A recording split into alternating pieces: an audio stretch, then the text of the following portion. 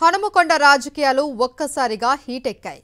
దమ్ముంటే సెక్యూరిటీ లేకుండా హనుమకొండ బస్టాండ్కు రావాలి అని ప్రస్తుత కాంగ్రెస్ ఎమ్మెల్యే నాయని రాజేందర్ రెడ్డికి బీఆర్ఎస్ మాజీ ఎమ్మెల్యే వినయ్ భాస్కర్ సవాల్ విసిరారు.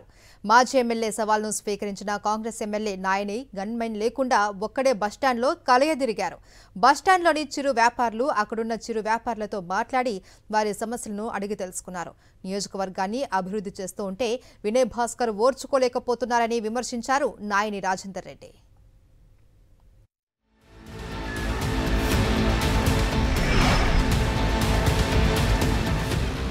నీ గవర్నమెంట్ నుంచి నువ్వు ఒక 5 నిమిషాలు నీ బస్ స్టాండ్ కాడికి రా.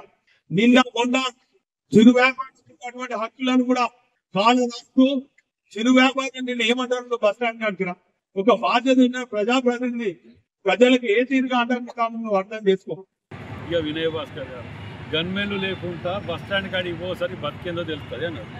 నా గన్మెన్ లేడు, నా మనిషి లేడు, ఎవరు లేకుంటే నేను వచ్చింది ఇక్కడికి. దీనికి ఏం జవాబు చెప్తారో చెప్పమన్నాడు.